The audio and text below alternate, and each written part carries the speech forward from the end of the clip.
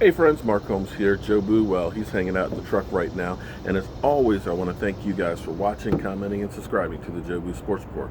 Because without you guys, well, I'd still be talking about football. I just wouldn't have as many people to talk about it with. Well, here it is. It's Monday. We are 13 days away from taking on the New York Giants. And I, for one, can't wait till that first game. I can't wait to get the season on. I'm tired of hearing about guys that are lost for the season in meaningless preseason games. I know we still have the one Thursday night against the Texans, and prayers and thoughts to all the people in Texas that are dealing with the floods. I've never been through a flood. I've gone through and done some work afterwards and things like that, and the devastation is unbelievable. I mean, you're talking about like a war zone after a flood comes through. So thoughts, prayers, and everything else for everybody there in Texas that's dealing with the situation. And if there's things that you can do to help, by all means, donate blood. Doesn't cost you anything. It takes about 30 minutes or so to do it.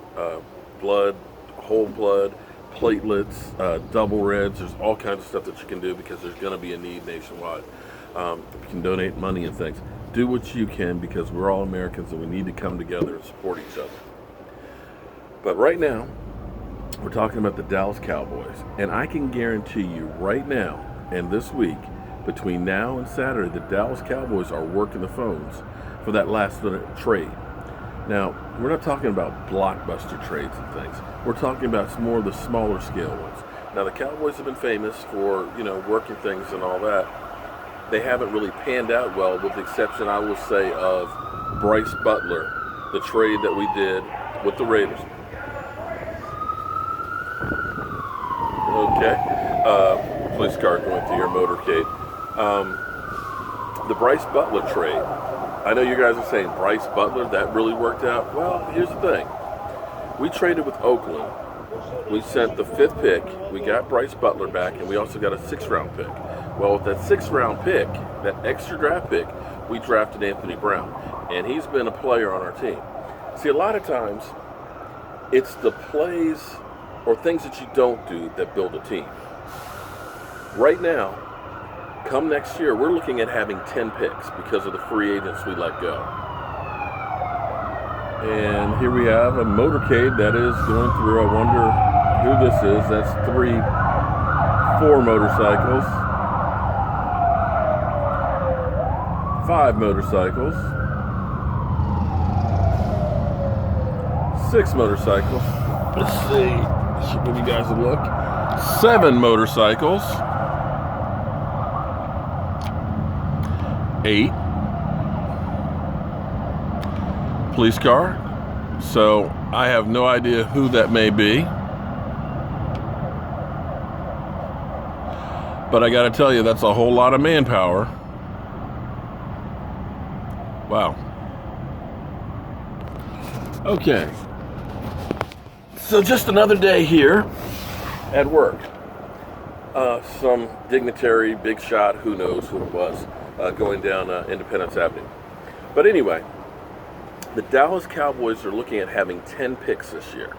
That's phenomenal. We're talking about picking up a 4th round, probably a 5th, maybe 2 5ths, and a 6th-round draft pick.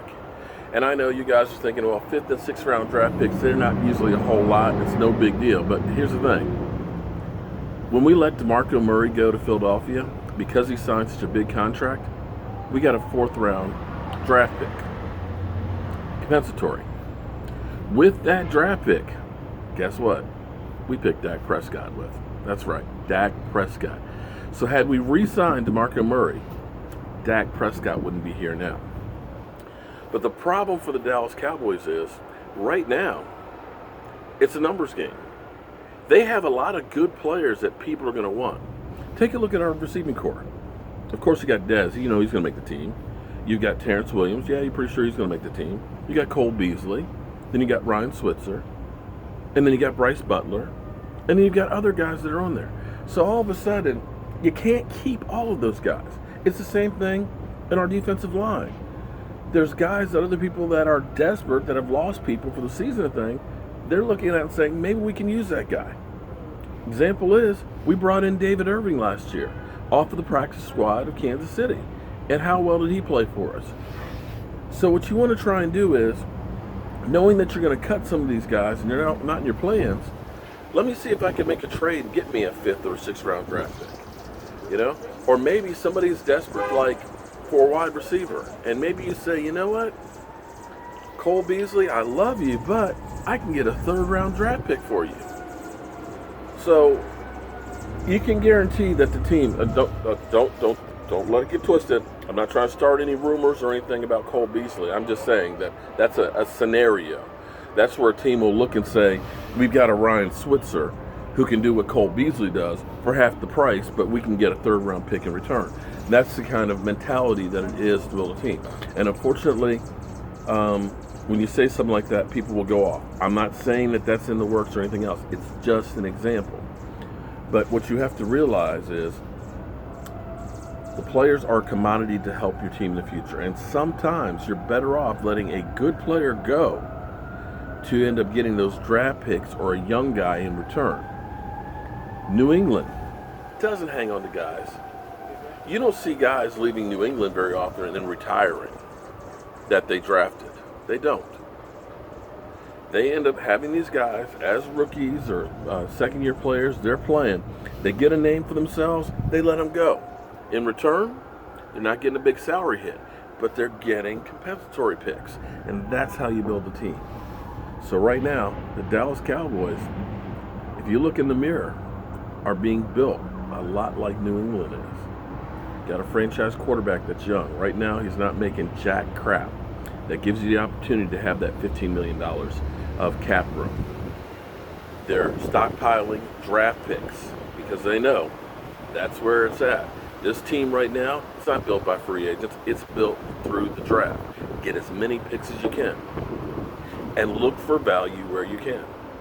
So that's my thoughts. And that's the way, if I were a GM or an owner of a team, that I would be building my team. And that's what I would be doing right now. There's a guy out there that I can say, hey, we can get some help at linebacker. Hey, we can get a beast pass rusher. Where do I have some extra people that I can deal with? So, anyway, that's it for me for lunch. I got to go back and finish my day job. But tonight, we'll be talking about that, as well as the Zeke Elliott situation. I've been doing some more research and things in there. And since 2014, 18 players have been suspended by the NFL for domestic violence. Can you guess how many of them have gotten 6-game suspensions? I'll give you that answer tonight, and we'll definitely go into it depth. I'm Mark Holmes. Joe Boo's hanging out in the truck, and it's time for me to go back to my day job.